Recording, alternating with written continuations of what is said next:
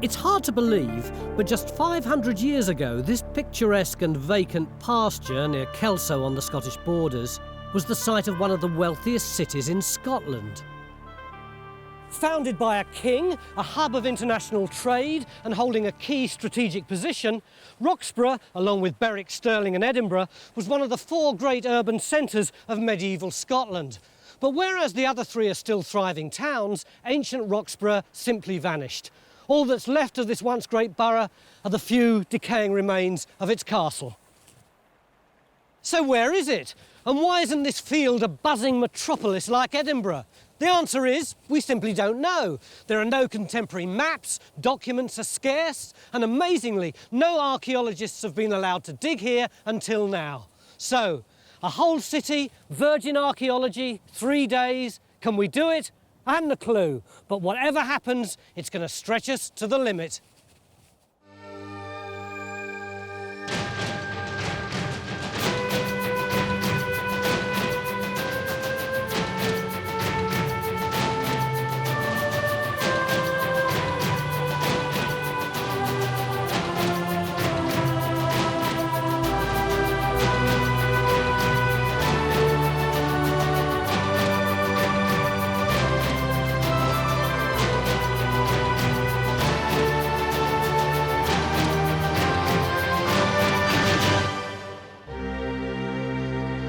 This is probably the biggest site we've ever attempted on Time Team.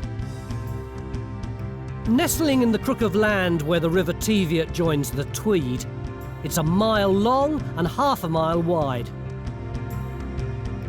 Somewhere in here, we know, is a lattice of streets punctuated with civic buildings, churches, even a monastery. But where do we begin? And how on earth can we make sense of something as big as this in just 3 days? Mick, have we bitten off more than we can chew? No, I don't think so. I mean, whenever we come to a site, we have a series of choices about what we can do in the time available, and that's sort of governed by what we want to know about it, what the particular problems that we pose, and we could spend 30 years or more here. But actually, what we're interested in really is about the layout of this. Where are the streets? Where were the town defences? Where were the churches and buildings within it? And we can get a great deal of that without digging a lot of holes, actually, because we can do it from the other sources, the geophysics, looking at the early maps, and particularly this fantastic collection of air pictures Colin's got, which show all manner of features. Colin, there's an awful lot of activity around, isn't there? Well, there is. Fantastic. What are all these features? Well, here we've got a very obvious one, which is the ditch and bank feature, which we can see on the ground. And a section across that, I think, is going to tell us a great deal. What's all this stuff here? Well, all these little splodges appear to be occurring on church sites, and I'd suggested that they might actually be recumbent stone slabs giving parch marks, but Stuart suggests, more prosaically, that they may be molehills. Oh, Stuart, you've no romance in you. No. What's this here, Colin? This appears to be part of one of the street lines, and then the broad areas on either side of that would be where the house lines were. Yeah, so that has to be one of our main targets, isn't I think it? so. If we can actually see something of what the buildings were like with all the pottery and stuff that they're using and the dates of that. Yeah. In other words, the ordinary sort of people that were living here. Absolutely. Yes. Yeah. So we really need to geophys that area first, I think, John, to get a bit more detail before we start. That mark up there is that big ditch that runs up there. Stuart's already worked out roughly where the parch marks are on the ground, and soon we're on the trail of our first target, the remains of one of Roxburgh's main streets, which Emma appears to be trying to find with a couple of fluorescent light tubes. What does it do? This is a new dual gradiometer system. John, how come you've invested in this kind of stuff? Isn't the stuff that you used to use any good? Yes, it is. This is what you normally see us walking up and down the fields with. But what we've got here is a brand new instrument, and it does things twice as quickly. And it actually looks a bit deeper into the ground as well if we need to. Because it's got this extra length to it. That's right.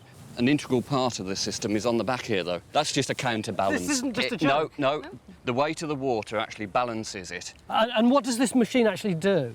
It's a magnetometer. So what is it reading for us? We're looking at magnetics, and so that'll pick up rubbish pits, ditches, and it will give us, hopefully, a street plan. Historians believe Roxburgh started as a small, unremarkable town in the late 11th century, but its fortunes were transformed when one of Scotland's greatest rulers took a special interest in it. David I, who became king in 1124, is credited with bringing stability to Scotland after decades of internal strife. He chose Roxburgh as his power base. He built a castle here and gave the town a royal charter. It's basically his principal seat of government. He's witnessing, issuing most of his great charters here. He's holding councils here. There are major meetings of church councils taking place here. So, if we're thinking of it in terms of what might have been, Roxburgh could have been Edinburgh. Yes, and there is nothing else quite like it in Scotland. The fact that we're sitting right on top of a medieval town is pretty romantic. Yeah. But there must have been hundreds of towns built in the medieval period. Yeah, I mean, you're absolutely right. The 12th and 13th centuries was the great time of town foundation, town development. And in fact, most of the places that people think of as small market towns that they might live in or go and shop in were founded at that time. But of course, that's the difference, that they're still there, we still use them. Whereas here you can get a snapshot of what life was like in the 14th century. It hasn't been mucked up by all the post-medieval, Tudor, Stuart, Victorian, all those buildings put on top. And we're really lucky to be able to delve into this apparently pristine site because the landowner, the Duke of Roxburgh, has refused all previous requests to dig here. It's a real coup. But it comes at a price. This is a scheduled ancient monument, and we're allowed to dig only 200 square metres of it, a tiny fraction of the overall area. So every trench must hit its target. And for that, we're relying on geophys to produce really crisp results. Why the long faces? Well, have a look at this, Tony. This is what John's just produced, and he's just describing it himself as trashed. And certainly it's not looking like the town plan that we were expecting to see, is it? Not at all. What I'm wondering is whether we've got ploughing. These sort of lines look like old plough lines. Right. We're right. expecting a street coming through at that sort of angle, and there's clearly nothing like that at the moment. So what do you reckon this grey thing is, John? Well, it could be the edge of the ploughing. It's just possible that is the edge of the archaeology. Is there a hint of something running across there like that? Yes. We really need to do more survey, Phil. You certainly need to come this way, don't Yeah. you, if the street's down the middle? I thought when we got the first printout, we'd see the whole town laid out. Yeah. Didn't we all? Yeah. But, I mean, All in all, a pretty disappointing start, and Mick's given John an hour to come up with better results. But we don't need newfangled gadgetry to provide all our targets. Good old-fashioned eyesight was all Phil needed to spot the worked stone brought up by the roots of this tree. It's growing out of an enormous earthwork bank, which runs along one side of the site. He thinks it's the town's defensive ramparts. We've got the bank running across here. Now, somewhere in here is probably going to be a wall. If you get a chance, have a look in the roots of that tree over there. There's about 3 or 4 courses of stone built into the root system. And then down here, the trench will come down into the bottom of the ditch. With a bit of luck, we'll get some waterlogged deposits. Right, so we're going to go down and stop in the middle of the ditch? That's right. So Trench 1 goes in here, and its contents will be crucial to our chances of reconstructing the layout of ancient Roxburgh. Because not only are the town defences a key feature in themselves, they also mark the limit of its extent. So, John, where do you want this hole then? 200 yards to the east of Trench 1, the extra hour of geophys seems to have paid off. We've expanded the survey now, and we have actually got this anomaly running through here, and I'm sure that's what's on the aerial photographs. So whether that's the road coming through, we've got the ditch to the side. Ignore the lines going that way. I'm sure that's later ploughing, and this is all disturbance. The road, if it is a road, should come through on this alignment. So I think just a small 5-metre trench at right angles across it. So Trench 2 goes in here in a bid to locate a roadside ditch.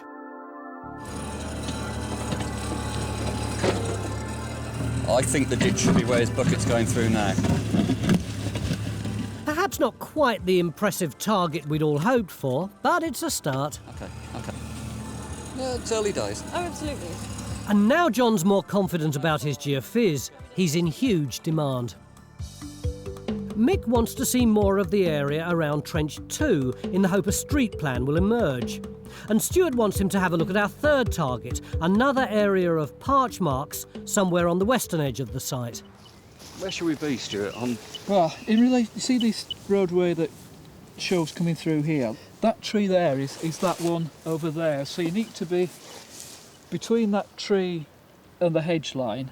All that area has got what look like archaeological features in it, whatever they are, if you so can resolve basically that. we need to cover as much as we can again. Yeah. I thought you might say that. Right, we've got to go right the way up to the fence. OK. I'm sorry. John and his squad are off again, looking for another road. Watch Mary. Once she starts, that's it. Up till now, though, there's been a lot of looking on this site and not much finding. So it's a bit of a relief when Matt in Trench 1 finally hit some archaeology. We're clearing out this clay and this perfectly circular feature have just appeared. And the edges of it are actually still very much intact. The stuff inside it is really loose and you can see it just going straight down. So, I mean, what we got, a post which is going to be what? Going to be about 5 or 6 inches across, yeah. If you look at the stones, they come up here in the section, stop there, and this post hole's right in alignment with it. So it looks like what we might have is a timber structure, maybe padded up with this clay bank at the front to make a really firm, compact frontage to the bank with all this gravel flung in at the other side. OK then, Fraser. This already looks convincing as a stout defensive rampart. The next step is to find and excavate the ditch that goes with it, and Phil's soon on the money. Ah, now look, that's going into the ditch. Dan's also beginning to uncover a ditch in Trench 2. Though his is a more modest roadside ditch, he hopes it'll eventually lead us to a street with houses along it. Dan, is there anything at all? There is. We do indeed have a ditch, and I've got an edge coming in here, and Bridget's got the other edge over there. OK, you've got a ditch, but is it a ditch for a road?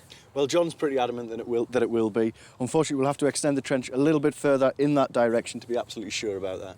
Are these finds from this trench, Derek? They're from the ditch, Phil. Good collection of 12th, 13th century medieval pottery. 12th and 13th is what we're after, isn't it? What's this? That's from a straight-sided cooking pot. That's why it's smoke blackened on the outside. Probably stood about that high. So are all these pieces of pot domestic? Basically, yes. But not necessarily from here. They could have been thrown from elsewhere. Yeah, but they're not very worn. I mean, I don't think they've travelled very far. So that implies to me that they've come from a house nearby.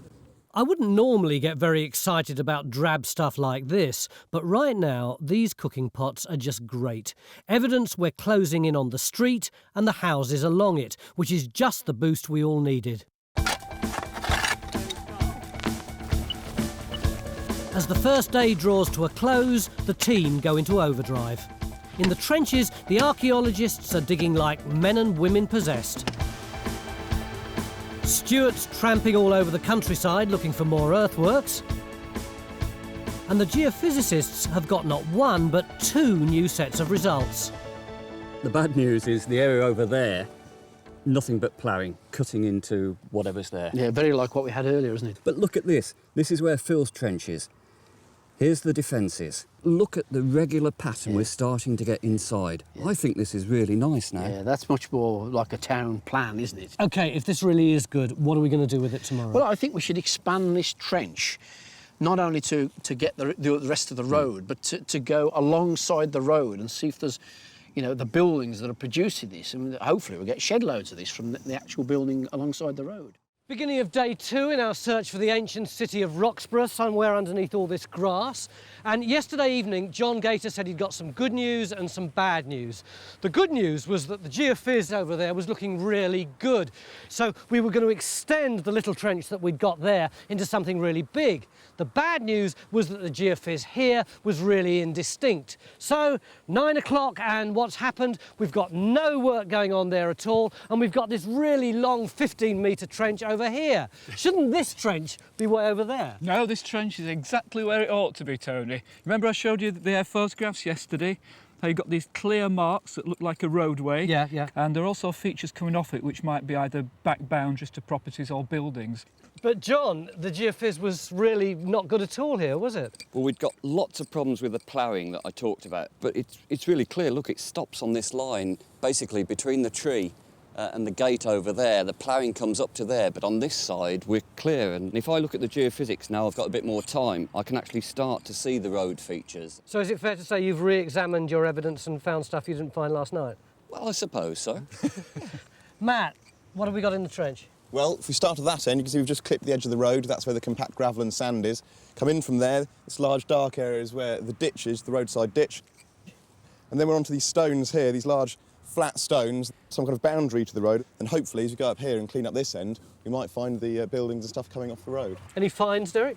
More medieval pottery, Tony. First piece of imported pottery, that's from Yorkshire. That's Yorkshire ware from England. Interestingly enough, mostly this time from glazed jugs rather than cooking vessels. So what does that tell you? That suggests to me it's slightly later than the material we were looking at yesterday. Why are jugs later than plates? Because cooking vessels they start making them out of iron later on. So what's all this starting to tell us? We've got this roadway and we identify a roadway over there where Trench 2 is. We'll have some idea of the layout between them and what sort of units people might have been living in. Fantastic.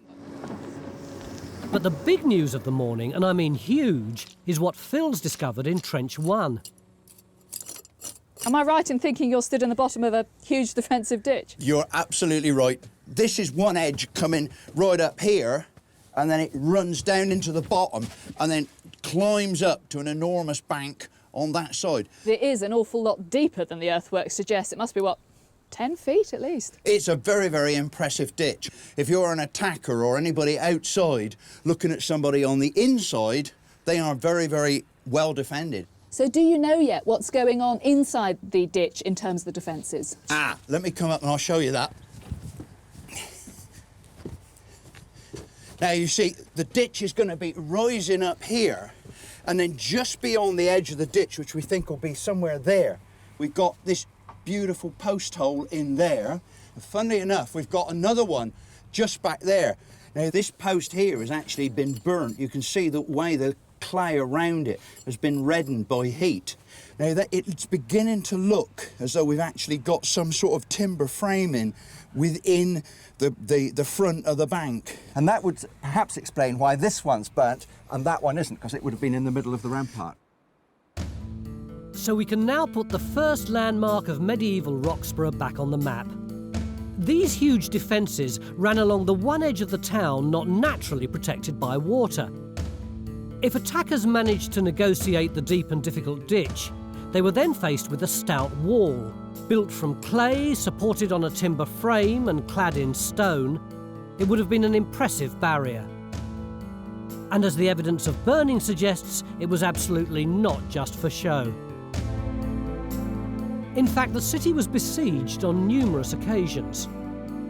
The most traumatic period in her history was between 1296 and 1318, when she found herself caught up in Edward I's wars against the Scots. Attacked and occupied by each side in turn, her inhabitants faced almost daily threat of invasion. So someone in 1313, when the Scots deliberately attack during the feast day, so the English will be taken unawares. And they seem to have been quite right. What happens is Sir James Douglas dresses his men up in black cloaks and gets them to go on hands and knees. It's nightfall and the sentries on the walls think that they're looking at cattle straying. They break in, overwhelm the few of the garrison that were still armed. A few escape into the Great Tower, but they don't have supplies, they don't have weapons, and they give up after 2 days. All this begs the question, why was Roxburgh so desirable? Of course, its strategic position in the borders is part of the answer, as is its political importance as a royal borough. But the real reason is money. It's in one of the most ideal locations for the production of two of the most desirable commodities of the Middle Ages, wool and cattle hides. Now, they're being produced in bulk in this area. You've got some of the biggest corporate producers of the Middle Ages, and they're being traded probably through the Great Fair of St James's that's held here end of July, beginning of August every year, where you have traders, merchants coming from all over Northern Europe, dealing in the wool. And then it is traded down from Roxburgh out through Berwick, and Roxburgh really gets rich on this. The sale of Scottish hides and wool to Flanders was in fact so lucrative that Roxburgh became one of the wealthiest cities in Scotland, on a par with Edinburgh. Mick's becoming increasingly confident that the layout of this medieval money-making machine is within our grasp. He thinks the street plan emerging from the geophys results is actually the very heart of the town, and this is where he wants everyone to focus.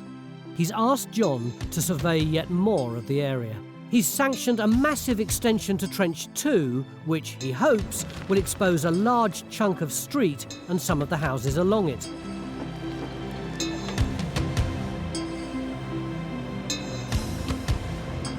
And he's dispatched Carenza to search the medieval documents for references to the people who lived there.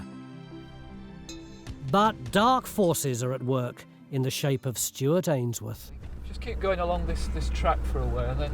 Isn't this taking us away from everything?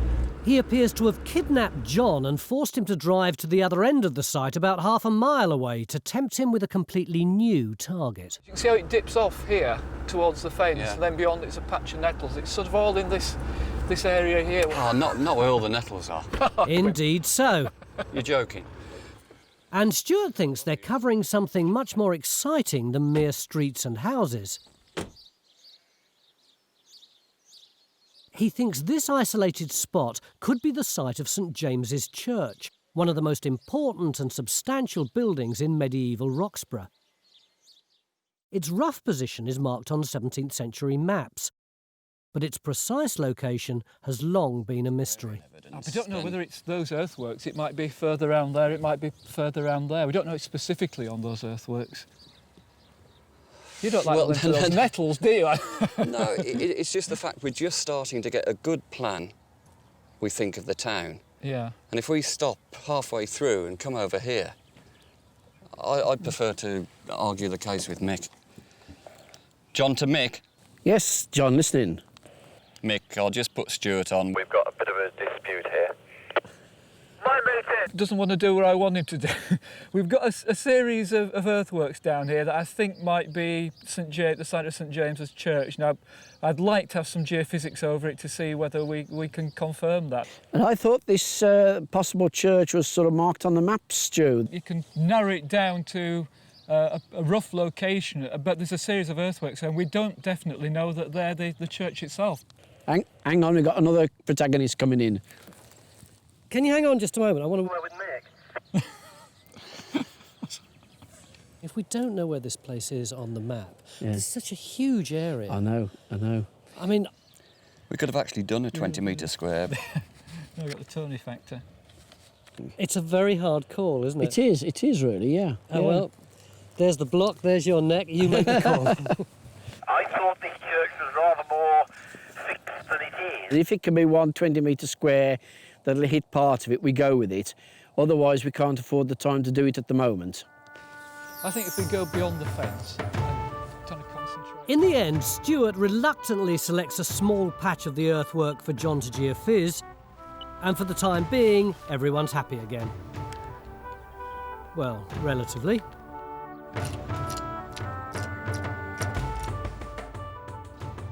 Oblivious to all the strategic wrangles going on around them, Kerry and Matt have been quietly scraping away in Trench 3. Well, we found what we were looking for. It looks like we've got a building at this end, so you would actually be standing inside the house. So, we've got the beginnings of the town, Beginnings of the town, yeah. How do you know this is a building and not just a load of old rubble? Well, the stones are fairly misshapen, but if you look down underneath your feet down here, we do actually have small pieces of mortar which would have bonded these stones together. And if we move along this way, the edge of the house here, we've got this rather nice little galleyway here. Just here? Yeah, that could have been used to kind of sluice out anything from the house, clean it up. Better still, the house is full of very striking pottery. Face mask jug. That's lovely, isn't it? What would it have looked like? I think probably more than one face mask, maybe 2 or 3. Handle, spout on one side. Our first real evidence of international trade is this pottery, which is French. That's again from very high quality glazed water or wine jugs. These pots would have been expensive. And as Matt digs down, the size and construction of the building confirm it was once home to some of Roxburgh's wealthier citizens. Along this side here, we have this wall, possibly an internal wall, and you can see it's these stones bonded with this lovely yellow mortar there. Oh, right, yes. And this is clearly the wall that we picked up in the air photograph. Yeah. Would that be the other side of it there, then? Well, the I think it could well be, and perhaps we've got a row of them. Yeah, so that'd make this house about, what, 20 feet wide? In just a few hours, Matt's put our second key feature firmly on the map. A road that no one ever knew existed, which was lined with large, high-status stone-built houses. It's like a posh suburb, inhabited perhaps by people who'd made good in the wool trade. Phil, though, is after more ordinary folk. And in a now massively extended trench too, he thinks he's getting very close to them. Phil? Hello? How are you getting on here? Oh, pretty well. Do you want to come and have a look? Well, here we got this road. We think it's probably running sort of more or less north-south, really. Oh, right. Then, as we come this way, we come over this bitty, hefty roadside ditch. Now, as we come on again, we've got a much narrower ditch. We think that might be a fence. We've even got features in here that are going perpendicular to the main road. So we might actually have buildings fronting onto the street.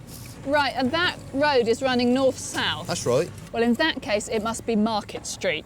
How do you know that? Well, we know there are two main streets in Roxburgh. One of them runs east-west, that's King Street, and the other one runs north-south, and that's Market Street. And I suppose you're now going to tell me you know exactly who lived here and what their addresses were. Well, actually, I can give you some of those. I was only joking. No, seriously, I mean, possibly with a bit more research, we could try and work out whose tenement this is. Well then, we are beginning to get the archaeology associated with these people because, look at this one.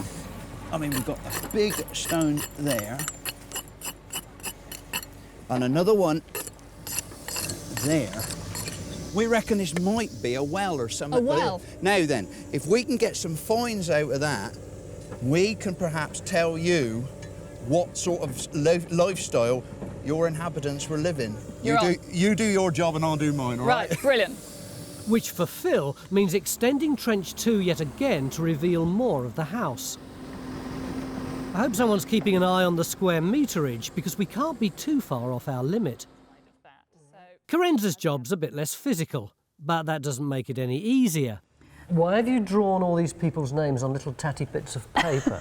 Well, what I'm trying to do is get my head round this sort of thing. Margaret, the wife of Roger, had a chantry. William Bosville adjoined on the north side. A tenement belonging to the Abbot of Melrose lay on the south side of that which belonged to the wife of the pious Roger. No one's attempted this before, and I can see why. It's a brain ache.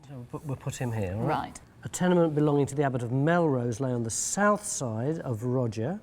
Abbot of Melrose is. In the end, so make the most of it. There's the river.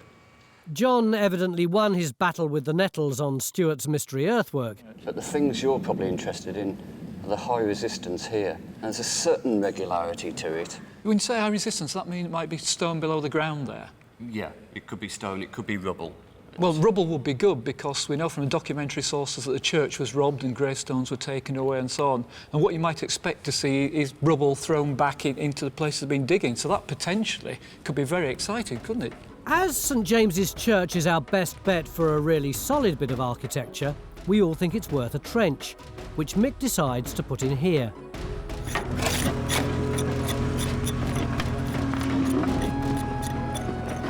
And bingo, just inches under the surface is a mass of stonework. Another big dressed block turning up there.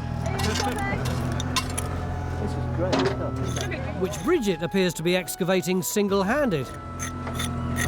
This is what I love about male archaeologists. What? They come into the trench to help and then they just stand there with a shovel and just watch the machine. Eventually, the blokes get the point, and everyone's soon scraping at the stonework. Yeah, sort of architectural stone you might expect from a church, isn't it? It's everywhere. The individual pieces are huge and look as if they're either floor slabs or gravestones. And amidst these megaliths, Kerry's uncovered the find of the day. It looks as though it just dropped out of the sky and landed there. Oh, that's fantastic. Can we come in? Yeah, come on in. What do you think it is? Well, the shape of it, it's wedge-shaped. It could be a voussoir from an archway or something of that kind. Remind me what a voussoir is? It's one of these segmental blocks that fits into an arch. Looking at it though, you've got this stepped base. It could be the base of the cross. What, here? Here, yeah. So it could actually be the cross as the tree on which Christ crucified. Do you still get a thrill after all these years when you find something as beautiful as that? Every time we find something like this, and especially this, is absolutely brilliant. End of day 2, and what a cracker it's been. Every trench has produced fantastic archaeology, and we can now add the main road through town, Market Street and St James's Church to our plan. We're not celebrating yet though, because there are swathes of this site still to explore and loads of new targets, including an area the archaeologists are calling the Old Borough, where the founding fathers built the city's very first houses. And there's a big problem. All we've got left is 50 square metres, which is about half the size of this trench. So where shall we put in our final trench? Beginning of day 3 in our hunt for the lost medieval city of Roxburgh, and we've opened up a new front. I think do the resistance first. We're after the Old Borough, a small pocket of the town's earliest streets and houses, home to the city's founding fathers. But with no guidance from the aerial photos or documents, pinning down its location in this huge area is going to be hard. What would be your hunch as to where we should be looking? Slap bang in the middle of that field. Can you see that earthwork there alongside the river? What, this long strip of a field here? Yeah, so I think that is part of the defences you might put round the edge of a small town next to the castle. But actually, just as we're flying round it, it is very narrow, and it might even be too narrow. They might have had to come out onto Quay Bray. It would have to be on the top of there. Have you changed your mind already? Just someone fly round. Just to make sure, we circle the site once more. And Stuart spots a third possible location. I like the area between where St James's Church is that we've located and the castle over there. You changed your mind again! It's not easy, is it? No, it isn't. Ideally, we'd like to dig a hole in all 3 of Stuart's sites, but we've only got time to geophys 1. So Mick's plumped for Quay Bray, an area of high ground between the castle and the main site. And with every passing minute, the pressure's building. Henry, just come here a second, will you? All right, Tony. Last night, you told me that we were allowed to dig 50 square metres, so we could possibly have squeezed 2 trenches out of that. Yeah. Is it 50 square metres? Things have changed. I've reassessed it. We're actually down to 20. 20 square metres. Yes. That's all we've got left. That's it. And we've got 3 sites, and we've got to make a decision within the hour. Thanks, mate. OK. One bombshell at the start of day 3 is bad enough, but Stuart's just dropped another. He thinks the stonework in Trench 4, while clearly ecclesiastical, isn't part of the church building itself. Of course, we've got to find out what it is part of, but in the meantime, Stuart's identified another earthwork about 20 metres away, which he thinks is a much stronger contender. That's the feature that's found in the trench. If you do a sketch of these earthworks here, you've got this lovely regular east-west platform. We've got a big bank out here which seems to define an enclosure, which might be a churchyard or something. And at first pass, I would have thought this would be a good candidate for the primary church building. It's now 11 o'clock, our hour's up, and if we don't dig our final trench now, then we never will. Oh, and Henry's just told me he's recalculated yet again, and it isn't 20 square metres that we're still allowed to dig, it's 17 and a half. Now, Mick, the archaeologists have given me 4 different potential locations for this final trench. You've probably got half a dozen other ideas. We've got to make a decision, haven't we? We have, yeah, and we've just been discussing that. And I think we're duty bound to put one in up on Cay Bray up here. Why do you say duty bound? Well, because it was in the research design to see whether there was the early borough was up here. But you don't even think that the old borough's up here, do you? I From think the sky, you said it was somewhere right. else. I think there's one of three possibilities. There's Cay Bray, there's the area between the church and the castle, and there's the area immediately below the castle. So I don't think, you know, that we know where to put this trench, quite frankly. But, but we've got some of our best results from up here. I mean, look at this. This is the magnetics, and it looks as though we've got buildings, and for buildings to show in magnetics is rare. I mean, it could be that they're burned down. Oh, they're burned, oh, right. Could be. And I'd like to put a trench in just on there. Well, I think test. we'd use some of our currency up to do that, certainly. Some of it, how much? Well, I don't know, 4x3, you know, 3x5, something like that. Well, that's it, really, isn't it? Well, no, hang on a minute. If you're doing 5x3, that leaves a couple of square metres. Stu, that's taking us right up to the wire. I'm quite fond of the church down there. I think it'd be really nice to resolve what that platform is next to the ecclesiastical stuff we've got in the trenchings. You don't like using the maximum allowable area, do you? It doesn't seem very good practice. But I do like test pits. Good man. Yeah. That sounds like a decision. Trench 5 goes in on top of Cay Bray in search of the old borough. This way a little bit, Fraser. Brilliant. And Stu now has to decide where in his platform to dig a 1 metre test pit that'll solve the mystery of St James's Church. And what a mystery it's turning out to be. The voussoir, which yesterday we thought was part of the inside of the church, has today been identified as something completely different, a grave slab from the cemetery, which is lovely, but doesn't help us locate the building. And the rest of the stonework, still not a clue. Time to call in an expert. It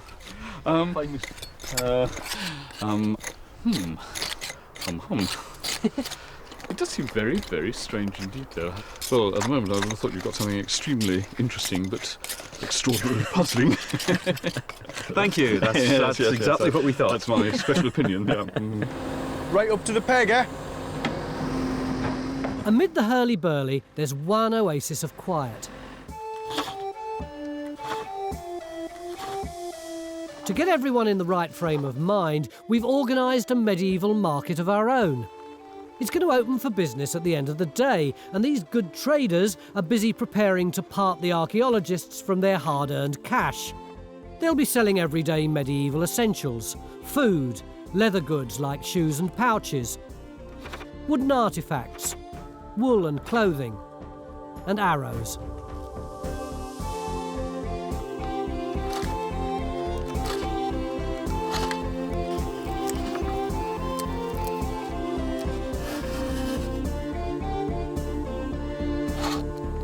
For nearly 400 years, people like this would have lived, worked and traded up and down Market Street, the road in Phil's Trench. He's hunting for the remains of their houses and workshops, and he's doing very well.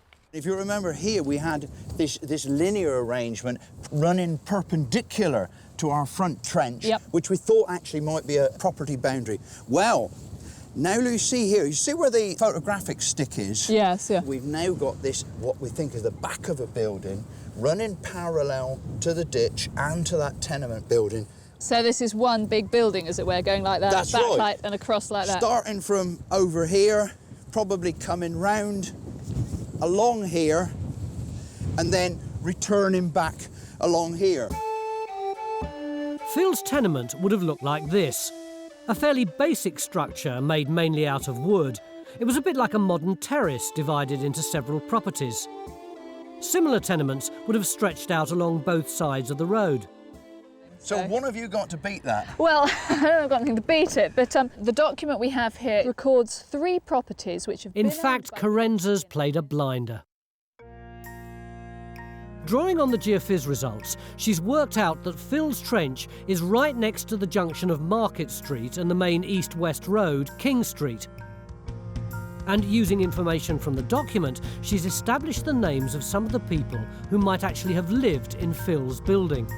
We're on the west side of Market Street, if that's north. So I suspect this building that you found is either William Boswell's building, William Skinner's, or the Abbott and Melrose's.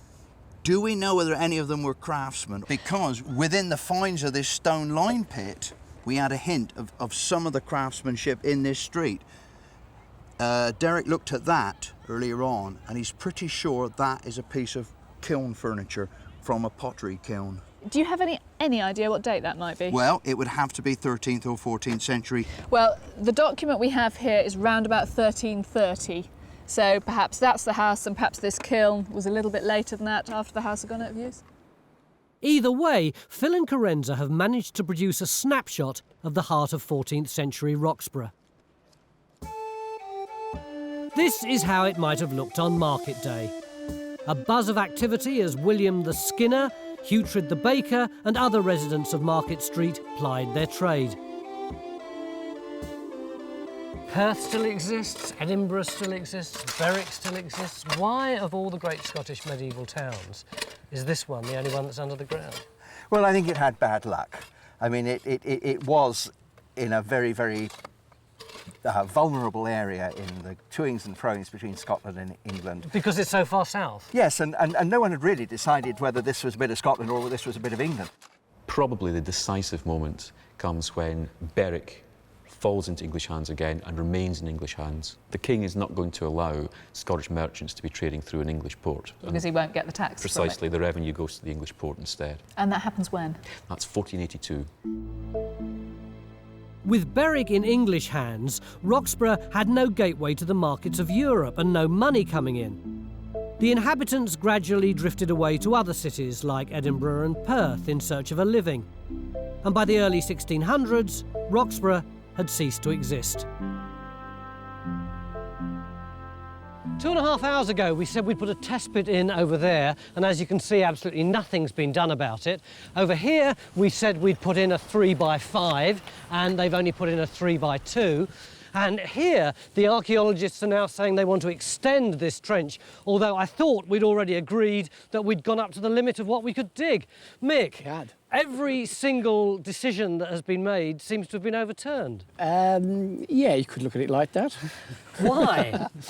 Well, here, we don't think we can resolve this now without an extension on each end, really. Not what do you very mean much. we can't resolve this? Well, because we've got a big mass of stonework which we think might be a wall of the church, and we need to see if it's got doorways on it. And What will a door tell us? If it's got doorways, then we'll know that's the north wall, and these stones and slabs in here are inside the church then. That will help a lot to understand it. But that doesn't explain why they haven't started that test pit over there. No, well, there we're waiting for the geophys results, because if we thought we could see some, you know, church-like arrangement underneath, then we might not even need to do that. Hang on a minute, hang on. Here you are. Oh, he's here, right. Look, that's where the trench has gone in. We've extended the survey now over Stuart's earthworks. Yeah. And we're getting indication of lots more masonry, but no clear wall lines. I can't give you a plan of a church. No. Presumably, given that geophys, you still want to dig a test pit? Of course I do. Mick, we're not going to be able to hit all 3 targets, are we? Well, we might be able to if they don't need the extra square meterage up there. Yeah. Mick to Dan.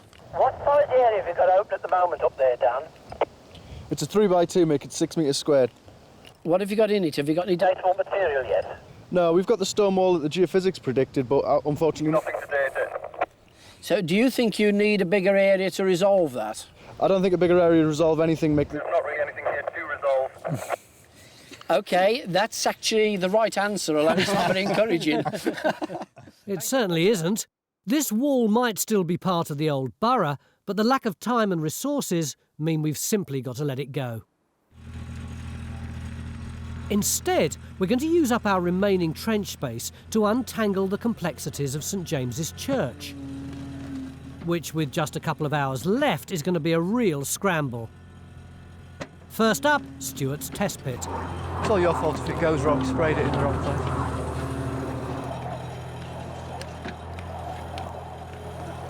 Yeah, we're hitting stonework. We'll get bridge trowel. Ian cleans it up a bit so John and Stuart can make an assessment. I think we've got another one of those things over there. What, grave slab? Yeah, you see the way it's beveling? Is it part of the church? Is that on the same alignment? It's on the same alignment as that one over there. But the line of the no, wall. it's not. It's going that way. It's east-west, though. It's the same orientation as those. Oh, yes, but that's like that and that's like that.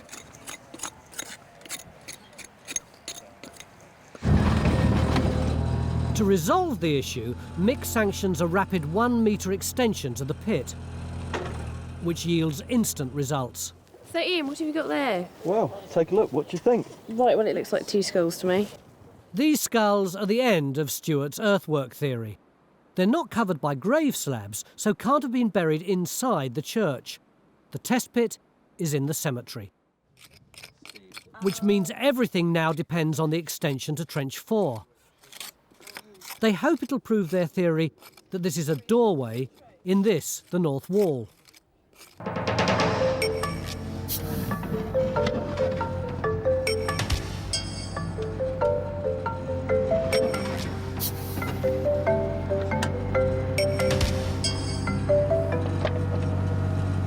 I'll have to do. But it's quickly apparent their theory's wrong. And it's exactly the same as the other end. It's not a door. And this is not a wall. It's actually part of a much larger detached platform. But all is by no means lost, because Richard now recognises it as something much more magnificent than a mere wall. It's looking increasingly like it could be the bottom of one of these big monumental type tombs. We don't really have anything like that. No, we don't. I mean, that would be unique for Scotland. I mean, there may have been things like that around, but I mean, they're long gone. Yeah. If Richard's right, then this is a remarkable discovery. Monumental, expensive, elaborate, altogether much grander than the graves in the cemetery. It was the final resting place of a wealthy individual, quite possibly one of the great political leaders of Roxburgh. And it means we've managed somehow to snatch victory from the jaws of defeat. Because tombs like this were built inside churches. So our picture of medieval Roxburgh is complete. Where once there was a blank on the map, we can now insert at least the bones of a city. This is Market Street, and it ran from Greyfriars in the south, past Quay Bray, to St James's Church in the north. It was intersected by the other main thoroughfare, King Street. This junction was the heart of the city, and the whole area would have been packed with houses, shops and workshops. At the peak of the city's fortunes, these would have stretched to the defences in the east and to the river in the west. Along here, probably connecting King Street to the castle, ran Matt's Nameless Road, which we think was lined with the homes of Roxburgh's wealthiest inhabitants. The digging may be done, but there's still some unfinished business. The medieval traders are tempting us all with their fare, an appropriate way to end our exploration of one of the great commercial centres of medieval Europe. When I first drove down this field 3 days ago, all I could see were a few green bumps and some silly sheep. But now I know that if history had taken just a slightly different course, I'd now be driving down a street as grand as Edinburgh's Royal Mile.